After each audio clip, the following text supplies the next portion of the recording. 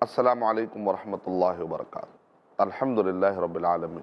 والصلاة والسلام علی رسولہ الکریم وعلی آلہ واصحابہ اجمعین، اما بعد فاعوذ باللہ من الشیطان الرجیم، بسم اللہ الرحمن الرحیم۔ ایاک نعبد وایاک نستعین، بسم اللہ الرحمن الرحیم۔ رب اشرح لی صدری ویسر لی امری واحلل عقدۃ من لسانی یفقہوا قولی۔ میں سب سے پہلے اللہ سبحانہ و تعالیٰ کا شکر بجا لاتا ہوں، بے پایا درود و سلامتی ہو محمد مصطفیٰ صلی اللہ علیہ وسلم پر۔ محترم ناظرین کرام، رمضان المبارک میں عبادتیں ہی عبادتیں، عبادت کا تصور جاننا بہت ضروری ہے۔ ایک آدمی اگر عبادت کا مطلب صرف یہ سمجھے کہ مصلی بچھائے اور نماز پڑھے تو اس نے عبادت کا تصور بڑا محدود کر دیا۔ عبادت ایک وسیع معنی ہے۔ علامہ ابن تیمیہ رحمۃ اللہ علیہ نے العبودیہ کتاب کے اندر عبادت کا ڈیفینیشن یہ بتایا کہ ہر وہ چیز جو آپ کرتے ہیں، جو آپ کہتے ہیں، اور چاہے وہ دکھا کر چاہے وہ چھپا کر، یعنی کہ اس میں دل کا عمل بھی آ گیا، آنکھ کا عمل بھی آ گیا، کان کا عمل بھی آ گیا، جسم کا عمل بھی آ گیا، قول میں جو کچھ بھی آپ کہتے ہیں، چاہے خاموشی میں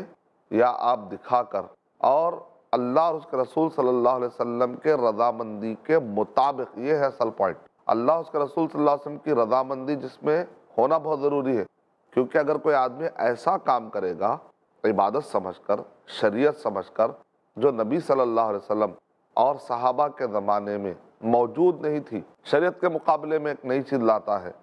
جو نبی صلی اللہ علیہ وسلم اور صحابہ کے زمانے میں موجود نہیں تھی، تو یہ عبادت نہیں، یہ تو بدعت ہوگی۔ تو اس وجہ سے ہم کو اللہ سبحانہ و تعالیٰ نے جو حکم دیا ہے وہ یہ ہے، ایاک نعبد و ایاک نستعین، ہم تیری ہی عبادت کرتے ہیں اور تجھ ہی سے مدد مانگتے ہیں۔ اب یہاں پر جو ہے ایاک نعبد، نعبد کا نہیں ہے، عبادت کرتے ہم تیری، تو اس میں ایک معنی ذرا ایسا آ سکتا ہے کہ تیرے علاوہ کسی اور کی بھی عبادت کرتے ہیں، لیکن جب ایاک پہلے لایا گیا، جس کی ہم عبادت کریں اس کا ذکر پہلے اگر آتا ہے تو عربی زبان میں اس کے اندر معنی ہوتا ہے تخصیص، خاص کر، اب تجھ سے ہی، تیری ہی ہم عبادت کرتے ہیں، یہ معنی نکلتا ہے۔ ایاک نعبد و ایاک نستعین، ہم تیری ہی بات کرتے ہیں اور تجھ ہی سے مدد مانگتے ہیں۔ قرآن مجید میں اللہ سبحانہ تعالیٰ نے سورہ ذاریات سورہ نمبر 51 کے آیت نمبر 56 میں اللہ تعالیٰ نے ارشاد فرمایا، وَمَا خَلَقْتُ الْجِنَّ وَالْإِنسَ إِلَّا لِيَعْبُدُونَ، میں نے جنوں اور انسانوں کو نہیں پیدا کیا مگر یہ کہ وہ میرے اکیلے کی عبادت کریں۔ سورہ بینہ سورہ نمبر 98 کے آیت نمبر 5 میں اللہ تعالیٰ ارشاد فرما رہے ہیں، وَمَا أُمِرُوا إِلَّا لِيَعْبُدُوا اللَّهَ مُخْلِصِينَ لَهُ الدِّينَ، نہیں حکم دیا گیا مگر یہ کہ وہ عبادت کرے اخلاص کے ساتھ، یعنی عبادت جو ہونی چاہیے وہ خالص اللہ تعالیٰ کے لیے ہونی چاہیے۔ اس میں عبادت اللہ کی کرتے کرتے عبادت کے کوئی چیزیں یا کچھ حقوق کسی اور کو اگر آپ دے دیتے ہیں تو پھر آپ مخلص نہ رہیں، اخلاص کے ساتھ خالص اللہ سبحانہ و تعالیٰ کی عبادت کرنی چاہیے۔ سورہ انبیاء سورہ نمبر 21 کے آیت نمبر 25 میں بھی اللہ تعالیٰ نے ارشاد فرمایا، وَمَا أَرْسَلْنَا مِن قَبْلِكَ مِن رَّسُولٍ إِلَّا نُوحِي إِلَيْهِ أَنَّهُ لَا إِلَٰهَ إِلَّا أَنَا فَاعْبُدُونِ، اے نبی صلی اللہ علیہ وسلم، آپ سے پہلے ہم نے جتنے بھی رسولوں کو بھیجا، ہم نے سب کی طرف یہی وحی کی کہ وہ میرے اکیلے کی عبادت کریں۔ صرف عبادت کرنا نہیں ہے اللہ تعالیٰ کی، اکیلے اللہ کی عبادت کرنا ہے، اس کے ساتھ کسی کو شریک نہیں کرنا ہے، یہ ہے اصل کانسیپٹ۔ سب لوگ کہتے ہیں ہم تو اللہ کی عبادت کر رہے ہیں، آپ اللہ کی عبادت کر رہے ہیں، لیکن کیا آپ اکیلے اللہ کی بات کر رہے ہیں یا اللہ کے ساتھ ساتھ کسی کو بھی شریک کر رہے ہیں؟ اس پر غور کرنے کی ضرورت، کیونکہ اللہ تعالیٰ نے قرآن مجید میں ارشاد فرمایا، ان الشرک لظلم عظیم، سورہ لقمان سورہ نمبر 31 کے آیت نمبر 13، بے شک شرک بہت بڑا ظلم ہے۔ اور اللہ سبحانہ و تعالیٰ نے سورہ انعام سورہ نمبر 6 کے آیت نمبر 88 میں اللہ تعالیٰ نے ارشاد فرمایا، وَلَوْ أَشْرَكُوا لَحَبِطَ عَنْهُمْ مَا كَانُوا يَعْمَلُونَ۔ 18 نبیوں کا ذکر کرنے کے بعد اللہ تعالیٰ کہہ رہے اگر یہ انبیاء بھی اگر یہ شرک کر لیں گے تو اللہ سبحانہ و تعالیٰ ان کے سارے اعمال کو تباہ کر دیں گے۔ سورہ زمر سورہ نمبر 39 کے آیت نمبر 65 میں اللہ تعالیٰ نے ارشاد فرمایا، لَئِنْ أَشْرَكْتَ لَيَحْبَطَنَّ عَمَلُكَ وَلَتَكُونَنَّ مِنَ الْخَاسِرِينَ، اے نبی صلی اللہ علیہ وسلم اگر آپ شرک کریں گے تو آپ کے عمل بھی تباہ ہو جائیں گے۔ مطلب یہ ہے کہ شرک نہیں ہونا چاہیے، جب ہم اللہ سبحانہ و تعالیٰ کی بات کر رہے ہیں تو اکیلے اللہ سبحانہ و تعالیٰ کی بات کرنی چاہیے۔ اسی لیے ابن عباس رضی اللہ تعالیٰ عنہ نے تفسیر کیا کی، کتاب التوحید، صحیح البخاری کے اندر کتاب التوحید ہے، اس کے اندر توحید کیا ہے، کس کو توحید کہتے ہیں، یعنی عبادت کیسے خالص کرنی چاہیے، اس کا پورا پروسیس اگر آپ جاننا چاہتے ہیں تو صحیح بخاری کتاب التوحید ضرور پڑھیے۔ ابن عباس رضی اللہ تعالیٰ عنہ نے ارشاد فرمایا، وما خلقت الجن والانس الا لیعبدون، میں نے جنوں اور انسانوں کو نہیں پیدا کیا مگر یہ کہ وہ میرے اکیلے کی بات کرے، اے لیوحدون، یعنی کہ وہ میری عبادت میں توحید اختیار کرے، یعنی کہ میرے علاوہ کسی اور کو شریک نہ کرے۔ تو اصل ٹاپک یہ نہیں ہے کہ اللہ کی آپ عبادت کر رہے ہیں کہ نہیں کر رہے۔ تو ایک عام آدمی کہے گا کہ میں تو اللہ کی بات کر رہا ہوں، لیکن اس کو الٹ کیا جائے گا، کیا تم اکیلے اللہ کی بات کر رہے ہو یا عبادت کرتے ہو کسی کو شریک بھی کر رہے ہو؟ یہی تو اصل ٹاپک۔ عبادت کا مفہوم بہت ہی کلیئر ہونا بہت ضروری ہے۔ اسلام میں عبادت میں اور رہبانیت میں بڑا فرق ہے۔ اسلام میں انسان کے جو جسمانی اور روحانی ضرورت کو ایک توازن کے ساتھ پورا رکھا گیا ہے۔ جیسا دنیا میں ایک طرف مادہ پرستی آپ دیکھتے ہیں، مادہ پرستی کی الغار چل رہی ہے کہ جو صرف میٹریلسٹک گین، مادہ پرستی، جسم جسم جسم، لیکن روحانی غذا وہ لیتے ہی نہیں، نہ نماز پڑھتے ہیں، نہ روزہ رکھتے ہیں، نہ اللہ کو مانتے ہیں، نہ عقیدہ ان کا صحیح، نہ عبادت صحیح، اور اخلاق بھی رکھتے ہیں تو ان کے اپنے ذات میں جو سمجھ میں آ گیا بس، لیکن اوپر والے نے ہم کو جو کہا ہے اور ہمارے روح کے لیے جو فٹ ہے وہ اخلاق سے تو مالا مال ہوتے ہی نہیں ہے۔ مطلب یہ نکلا کہ ایک طرف کچھ لوگ ہیں جو صرف مادیت کے پیچھے، جسمانی ضرورت ہے لیکن روح کو نظر انداز کرتے ہیں، کچھ لوگ ہیں جو رہبانیت کے نام پہ وَرَهْبَانِيَةً ابْتَدَعُوهَا مَا كَتَبْنَاهَا عَلَيْهِمْ، سورہ حدید میں اللہ تعالیٰ ارشاد فرما رہے ہیں یہ رہبانیت کو انہوں نے اپنی طرف سے شروع کر لیا تھا، اللہ نے کبھی ان پر فرض نہیں قرار دیا۔ گفاؤں میں چلے جا رہے ہیں، پہاڑوں میں چلے جا رہے ہیں، درخت کے نیچے بیٹھ رہے ہیں، انلائٹن ہوگا، کچھ روشنی آئے گی، بعض اوقات جن بھی شیطان بھی کچھ روشنی بتا کے چلے جاتے ہیں، بعض اوقات انسان کے زیادہ سوچنے سے وہ روشنی نظر آتی ہے۔ تو اس وجہ سے آلریڈی اللہ سبحانہ و تعالیٰ نے ہم کو قرآن اور صحیح حدیث بھیج کر محمد صلی اللہ علیہ وسلم کے ذریعے سے آلریڈی ہم کو لائٹ مل چکی ہے، پھر اور کون سی لائٹ اور کون سی روشنی کے پیچھے ہم جانا چاہیں گے؟ اب کوئی نئی روشنی، کوئی نئی لائٹ، کوئی نئی وحی آنے والی نہیں ہے، تو آلریڈی اس کے اندر ساری چیزیں موجود ہیں، جسٹ فالو کرنا ہے۔ لیکن کتنے ایسے لوگ ہیں جو اپنے آپ کو تکلیف میں ڈالتے ہیں۔ ہمارے استاذ کہہ رہے تھے کہ جب وہ تھائی لینڈ کا سفر کیا، انہوں نے چائنا کا سفر کیا، تو وہاں دیکھا کہ کچھ لوگ اپنے آپ کو کوڑے سے مار رہے ہیں۔ جب ان سے پوچھا کہ آپ اپنے آپ کو اتنی تکلیف میں کیوں ڈال رہے ہیں، تو انہوں نے کہا کہ ایسا مارنے سے نفس کمزور ہوتا ہے۔ تو ہمارے استاد نے کہا ایسا مارنے سے آپ کا جسم کمزور ہوگا، نفس کمزور ہونے کا طریقہ یہ نہیں ہے۔ موت کو یاد کرنا ہے، موت کے بعد کے حالات کو یاد کرنا ہے۔ ہم کو کس نے پیدا کیا، جس نے پیدا کیا وہ ہم سے کیا چاہتا ہے، جس نے پیدا کیا اس نے ہمارے رہنمائی کے لیے کیا بھیجا ہے، کس کو بھیجا ہے، اور ہمارے مرنے کے بعد کیا ہونے والا ہے، سب قرآن اور صحیح حدیث میں لکھا ہوا ہے۔ اس کو پڑھیں گے تو دل کی صحیح طور پہ تربیت ہوگی، نفس کی صحیح طور پر تربیت ہوگی۔ بہرحال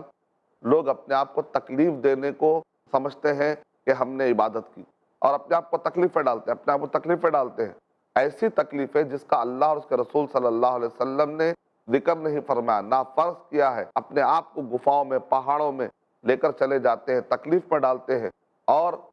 میں ایسے ایسے جنگلوں میں گیا اور جا کر دیکھا تو وہاں پر ایک چھوٹی سی جھوپڑی میں کئی دن فاقہ کشی اور بھوک سے، یہاں تک کہ ان کے بال نہیں نہانے کی وجہ سے ایسا لگتا تھا کیسے کوئی بنڈا ہو چکے۔ تو مطلب کیا نکلا کہ لوگ اپنے آپ کو تکلیف ڈالنے کو عبادت سمجھتے ہیں اور سمجھتے ہیں کہ اس سے نجات ملتی ہے۔ تو میرے گزارش ہے کہ قرآن اور صحیح حدیث پڑھیں گے تو ہمیں عبادت کا بہت ہی سیدھا سادہ تصور مل جاتا ہے۔ یعنی سمپل یہ ہے کہ جو کچھ بھی آپ کر رہے ہیں یا کہہ رہے ہیں، چھپا کر یا دکھا کر، بس آپ کو یہ دماغ میں رکھنا ہے کہ میں اب جو کرنے والا ہوں، میں جو اب کہنے والا ہوں، میں جو اب سوچنے والا ہوں، میں جو اب سننے والا ہوں، میں جو اب میرے آنکھ کا کام، میرے کان کا کام، میرے زبان کا کام، میرے دل کا کام، یا کچھ کہنا ہے دکھا کر یا آہستہ میں، یہ دیکھ لیجئے کہ اللہ سبحانہ و تعالیٰ محمد صلی اللہ علیہ وسلم نے جو طریقہ بتایا ہے اس سے کچھ ٹکرا رہا ہے، اس کے بتائے طریقے کے مطابق کہ اللہ اس کے رسول صلی اللہ علیہ وسلم اس سے راضی ہے یا نہیں ہے۔ ایک مرتبہ ہمارے استاد نے کہا یہ دیکھو کہ آپ کے عام زندگی میں عبادت کیسے ہوتی ہے، اور عبادت کے اندر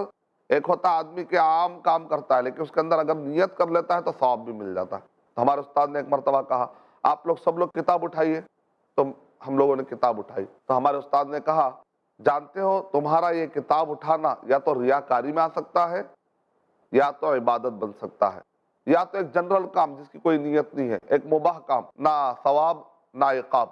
تو ہم نے کہا کہ آپ اس کو سمجھائیے، تو ہمارے استاد نے ہم کو سمجھایا دیکھیں اگر یہ کتاب آپ لوگ مجھے دکھاوے کے لیے اٹھاتے ہیں، مجھے صرف خوش کرنے کے لیے، تو ظاہر بات ہے آپ نے ریاکاری کی۔ لیکن اگر آپ کتاب اس لیے اٹھاتے ہیں کیونکہ اللہ تعالیٰ نے استاذ کا احترام کرنے کی، جس سے آپ سیکھتے ہیں اس کا احترام کرنا ہے، آپ کے دماغ میں اگر یہ سب باتیں بھی آتی ہے تو آپ ثواب کما رہے ہیں۔ لیکن آپ چونکہ اٹھانا ہے بس اٹھا دیا آپ نے، تو آپ نے ایک مباح کام کیا، نہ گناہ ہے نہ ثواب ہے۔ تو نیت کا کتنا اثر پڑتا ہے، انما الاعمال بالنیات، یعنی کہ عبادت صحیح ہونے کے لیے دو شرطیں کم سے کم ہونا ضروری ہے۔ ایک یہ ہے کہ اخلاص، وہ خالص عبادت کس کے لیے ہو، اللہ اور محمد صلی اللہ علیہ وسلم کے بتلائے ہوئے طریقے کے مطابق ہونا چاہیے۔ اگر آپ کی نیت بڑی اچھی ہے، مان لیجئے کہ میری نیت اچھی ہے کہہ کر میں روزانہ اپنے گھر کی کرسی کو مان لیجئے میں سجدہ کر رہا ہوں، اور یہ کہ بھئی میری نیت اچھی ہے، ہم کہیں گے کہ بھئی آپ کی نیت اچھی ہے، اللہ کو خوش کرنا آپ چاہ رہے ہیں، لیکن روزانہ کرسی کی طرف سجدہ کرنا کیا آپ کے لیے اس بات کی اجازت ہے؟ کیا قرآن اور حدیث میں اس کی اجازت دی گئی؟ کیا اللہ اس کا رسول صلی اللہ علیہ وسلم اس بات سے راضی ہے؟ آپ کو رضامندی معلوم کرنے کے لیے قرآن و حدیث آپ نے کبھی پڑھا ہے؟ اب اس سوال کا جواب نہیں ملے گا، اس کا مطلب آپ نے بات کا کانسیپٹ نہیں سمجھا۔ السیاست الشرعیہ میں ابن تیمیہ رحمۃ اللہ علیہ نے بڑا اچھا نقطہ بتایا ہے کہ پورے اسلام کو اگر دو سوالوں میں اور اس کے جوابوں میں بانٹ دیا جائے تو اسلام پورا سمجھ میں آ جائے گا۔ اگر کوئی مجھ سے پوچھے کہ اسلام کیا ہے تو میں اس کے جواب میں کہوں گا دو سوالوں کے جواب معلوم کرنے کا نام اسلام ہے۔ ایک ہے من تعبد، کس کی تم عبادت کرو گے؟ ہم سب کس کی عبادت کرتے ہیں؟ اللہ۔ وکیف تعبد، اور کیسے تم عبادت کرو گے؟ ٹھیک ہے سب لوگ تو سجدہ کر رہے ہیں، سب لوگ تو رکوع کر رہے ہیں، سب لوگ تو قیام کر رہے ہیں، لیکن آپ کیسے کریں گے؟ محمد صلی اللہ علیہ وسلم، یعنی اللہ تعالیٰ کہہ رہے ہیں تم میرے پاس آنا چاہ رہے ہیں تو محمد صلی اللہ علیہ وسلم کے راستے سے آ جاؤ۔ قل ان کنتم تحبون اللہ فاتبعونی، اگر تم اللہ تعالیٰ سے محبت کرتے ہو تو پھر فاتبعونی، تو میرے اکیلے کی اتباع کرو۔ قل ان کنتم تحبون اللہ فاتبعونی، اگر تم اللہ سبحانہ تعالیٰ سے محبت کرتے ہو، محبت کرنا چاہتے ہو، یا آدمی محبت کے لیے بہت کچھ کرنا چاہتا ہے لیکن اس کا طریقہ کیا ہونا چاہیے؟ محمد صلی اللہ علیہ وسلم کے طریقے کے مطابق ہونا چاہیے۔ اور عبادت کے جیسے اسلام کے ارکان ہے، ایمان کے ارکان ہے، ویسے عبادت کے بھی ارکان ہیں۔ ابن تیمیہ رحمۃ اللہ علیہ نے العبودیہ کتاب کے اندر بتلایا ہے کہ جب سجدہ کر رہے ہیں، رکوع کر رہے ہیں، کوئی بھی بات کر رہے ہیں، نماز پڑھ رہے ہیں، تو اس کے اندر آپ یہ دیکھیں کہ آپ کو اللہ سے محبت بھی ہونی چاہیے، خوف، محبت، امید، یہ سب جذبات ہونے چاہیے، اور ساتھ میں مع ذل تام، پورے طریقے سے اللہ تعالیٰ کے حوالے ہو جائے۔ دنیا میں ایسے کئی لوگ ہیں، بہت سارے بادشاہ ہیں، لوگ ان کے سامنے جھکتے ہیں لیکن دل میں نفرت کرتے ہیں، کا مطلب یہ نکلا کہ پوری طریقے سے جھکے نہیں ہیں۔ اور کچھ وقت ایسا ہوتا ہے کہ آپ کسی دوست کو بہت چاہتے ہیں لیکن آپ اس کو سجدہ نہیں کرتے، آپ کی محبت وہ لیول کی نہیں ہوتی۔ تو اللہ سبحانہ و تعالیٰ کے لیے جب آپ محبت کرتے ہیں تو پورے عاجزی اور انکساری کے ساتھ، تو عبادت کا یہ مفہوم ایاک نعبد و ایاک نستعین، ہم تیری ہی عبادت کرتے ہیں اور تجھ ہی سے مدد مانگتے ہیں، اور ہم نے جنوں اور انسانوں کو نہیں پیدا کیا مگر یہ کہ وہ میرے اکیلے کی بات کریں۔ اب رمضان المبارک سے عبادت کا بڑا گہرا تعلق ہے، رمضان المبارک کے بعد بھی بات کا بڑا گہرا تعلق ہے۔ یہ نغمہ فصل گل و لال کا نہیں پابند، بہار ہو کے خزاں لا الہ الا اللہ، میرا جینا اور مرنا سب کچھ ہے تیرے لیے، ہر اشارے پر تیرے روح امی قربان۔ یعنی مطلب یہ ہے کہ ہر وقت پہ ہم کو یہ دیکھنا ہے کہ میں کامل عبداللہ کیسے بنوں، عبداللہ، مجھے ہر وقت پر یہ سوچنا چاہیے کہ میں کامل عبداللہ کیسے بنوں۔ تو رمضان مبارک میں ہمارے لیے موقع ہے کہ ہم اپنے عبادات کے سسٹم کو ذرا ریفریش کر لیں، کیونکہ ایمان کمزور ہو جاتا ہے جیسا کہ کپڑا کمزور ہوتا ہے۔ نبی اکرم صلی اللہ علیہ وسلم نے ارشاد فرمایا ان الایمان لا یخلق کما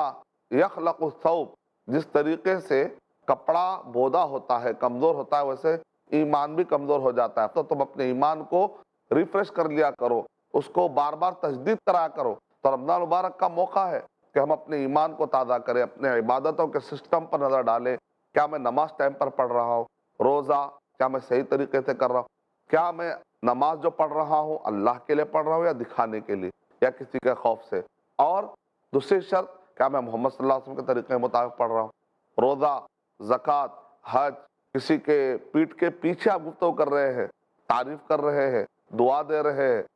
یا پھر غیبت کر رہے ہیں، مال کھا رہے ہیں، صحیح کما رہے ہیں کہ نہیں کما رہے ہیں، کہاں سے کما رہے ہیں اور کہاں خرچہ کر رہے ہیں، عقیدہ اللہ کے بارے میں کیا ہے، اللہ کے نام اور صفتوں کے بارے میں کہیں غلط عقیدہ تو نہیں بڑھ گیا، بدعت کا کانسیپٹ تو کہیں گڑبڑ نہیں ہے، شرک میں کہیں کنفیوز تو نہیں ہے، شرک غلط ہے، بدعت غلط ہے، حرام کام غلط ہے، توحید سے مالا مال ہونا ضروری ہے، سنت سے مالا مال ہونا ضروری ہے، حلال سے مالا مال ہونا ضروری ہے، فضول کاموں سے اپنے آپ کو بچانا بہت ضروری ہے۔ زندگی کے ہر شعبے میں عبادت کا وسیع مفہوم ہے، جو بھی آپ کر رہے ہیں، یہاں تک کہ نبی اکرم صلی اللہ علیہ وسلم نے ارشاد فرمایا اگر کوئی اپنے بیوی کے منہ میں لقمہ ڈالتا ہے شوہر تو یہ بھی عبادت ہوگی، اس کو بھی ثواب ملے گا۔ یہاں تک کہ اگر کوئی اپنے ازدواجی تعلقات سے اپنی خواہش پوری کرتا ہے اس پر بھی اس کو ثواب ملے گا۔ صحابہ اکرام نے پوچھا ایک آدمی اپنی خواہش پوری کر رہا ہے اس پر ثواب کیسے مل جائے گا؟ تو نبی اکرم صلی اللہ علیہ وسلم نے ارشاد فرمایا اگر یہ خواہش وہ غلط طریقے سے پوری کرتا تو کیا اس کو گناہ نہیں ملتا؟ تو اس نے حلال راستہ ڈھونڈا نا، تو راستہ صحیح ڈھونڈنا بھی بہت ضروری ہے، دیکھا آپ نے۔ اور شوہر اپنے بیوی کے منہ میں لقمہ ڈالتا ہے، عبادت ہے، یہ سوچ کر کہ اللہ نے مجھے میرے اہل و عیال کے ساتھ، بیوی کے ساتھ اچھا رہنے کا حکم دیا ہے لہذا میں اچھا رہتا ہوں، یہ اس کی جو سوچ ہے اللہ کے لیے کرنے کی اور نبی صلی اللہ علیہ وسلم کے بتلائے طریقے کے مطابق، بعض لوگوں نے کہا سارے عبادتوں میں سب سے اچھی عبادت تو یہی دکھ رہی ہے ارشد بھائی، شوہر بیوی کے منہ میں لقمہ ڈالے۔ اب ساری عبادتوں سے بہتر یہی بات دکھ رہی، بات ایسی نہیں، عبادت کی کئی شکلیں ہیں، ٹائم کے حساب سے ایک ایک عبادت کی اہمیت بڑھ جاتی ہے۔ رات کے وقت کی عبادتیں الگ ہیں، دن کے وقت کی عبادتیں الگ ہیں، حج کے موسم میں عبادتوں کی پرائرٹی الگ ہے، رمضان مبارک میں عبادتوں کی پرائرٹی الگ ہے۔ کچھ عبادت ایسی ہے جو مسلسل چلتے رہتی ہے جیسے توحید ہے، صلاح ہے، یہ ہر دن ہے، لیکن کچھ عبادت ایسی ہے جو ٹائم کے ساتھ موسم کے حساب سے اور بھی ایڈ ہو جاتی ہے، جیسا کہ رمضان مبارک آتا ہے تو روزے فرض ہو جاتے ہیں، استطاعت ہے آپ کے پاس، حج کا موسم آتا ہے، آپ نے ابھی تو حج نہیں کیا تو حج فرض ہو جاتا ہے، عمرہ فرض ہو جاتا ہے، تو موسم کے حساب سے بھی کچھ چیزیں ایڈ ہو جاتی ہیں۔ لیلۃ القدر میں آپ کے لیے جگنا ایک امپورٹنٹ، ایک اہم چیز ہو جاتی ہے۔ اعتکاف کے دنوں میں اللہ نے آپ کو استطاعت دی ہے، آپ کے ایریے میں کوئی پر نہیں بیٹھ رہا تو فرض کفایہ کے طور پر ایک چیز ایڈ ہو جاتی ہے۔ کہیں پر کوئی آدمی تکلیف میں ہے، بیمار ہے، اس کی عیادت کے لیے جانا حق المسلم کا، مسلمان کا حق ہے۔ کل کے دن اگر آپ اس کی عیادت کو نہیں پہنچے تو آپ کو آ کر پوچھ سکتا بھائی میں بیمار تھا آپ کہاں تھے؟ ایک آدمی سلام کرتا اس کا جواب دینا ہے، یعنی کہ عبادت پوری زندگی کو محیط ہے۔ اگر اللہ اور اس کے رسول صلی اللہ علیہ وسلم کے طریقے کے مطابق ہم اپنے زندگی چلائیں گے تو عبادت ہی عبادت بن جائے گی، لیکن پوری زندگی ہماری شرک میں، پوری زندگی ہماری بدعت میں، اگر ہمارا نظریہ ختم ہو جائے گا، اگر ہم ریاکاری کے لیے کریں گے یا ہم اللہ تعالیٰ کے علاوہ کسی اور کو خوش کرنے کے لیے کریں گے، نہیں، پورے عبادتوں کا مقصد اللہ تعالیٰ، طریقہ محمد صلی اللہ علیہ وسلم، محمد صلی اللہ علیہ وسلم کے طریقے پر عبادت، آخر میں ڈیسٹینیشن اللہ سبحانہ و تعالیٰ کے لیے عبادت کی جائے۔ وَمَا خَلَقْتُ الْجِنَّ وَالْإِنسَ إِلَّا لِيَعْبُدُونَ، میں نے جنوں اور انسانوں کو نہیں پیدا کیا مگر یہ کہ وہ میرے اکیلے کی عبادت کرے۔ عبادت کا مقصد اللہ ہے، طریقہ محمد صلی اللہ علیہ وسلم۔ اگر مقصد میں فرق آ جاتا ہے تو شرک ہو گیا، طریقے میں فرق آ جاتا ہے تو بدعت ہوگی۔ انشاءاللہ میں آپ کو اور بھی عبادت کے بارے میں ڈیٹیل بتاؤں گا۔ 5 پوائنٹ ذہن میں رکھیے آپ، اگر کوئی آدمی بدعت کیسا ہو جاتی ہے سمجھنا چاہ رہا ہے تو اپنی طرف سے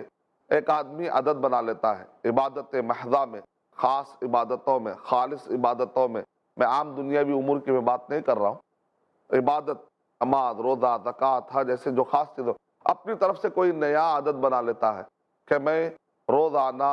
20 یا روزانہ 40 یا روزانہ میں 18 یا روزانہ میں 15 یا روزانہ میں 12 رکعت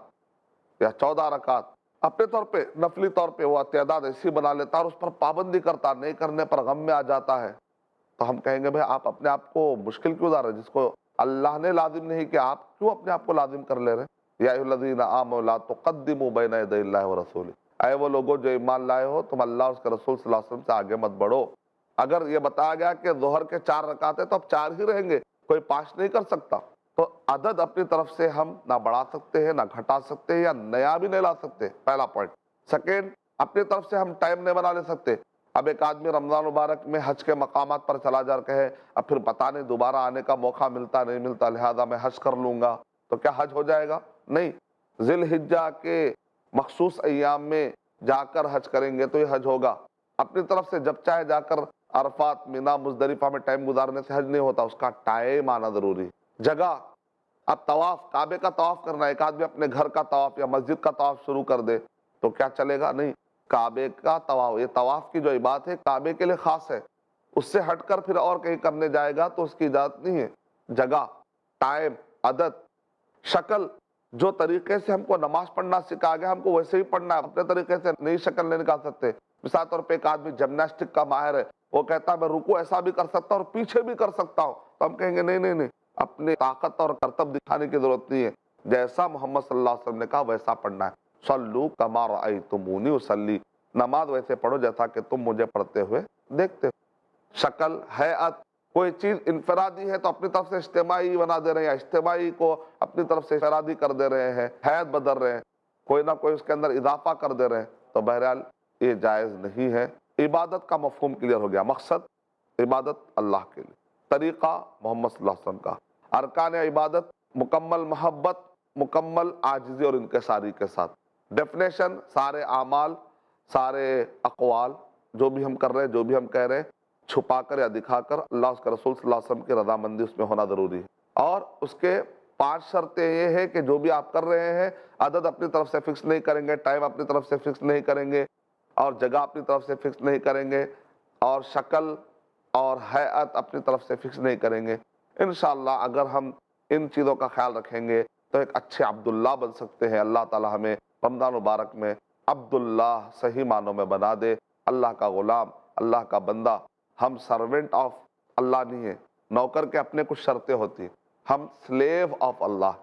اللہ سبحانہ و تعالیٰ کے ہم غلام ہیں، ہم اللہ سبحانہ و تعالیٰ کے سرونٹ نہیں ہیں، کیونکہ خادم کے اپنے بھی کچھ رولز ہوتے ہیں۔ ہم بلا شرط، بغیر کسی شرط کے سمعنا و اطعنا والی کیفیت کے ساتھ عبادت کے لیے حاضر ہو جائیں۔ میں اللہ تعالیٰ سے دعا کرتا ہوں کہ اللہ تعالیٰ ہمیں عبادت کے معنی میں گہرائی حاصل کرنے توفیق عطا فرمائے، آمین۔ وآخر دعوانا الحمدللہ رب العالمین۔ السلام علیکم ورحمۃ اللہ وبرکاتہ۔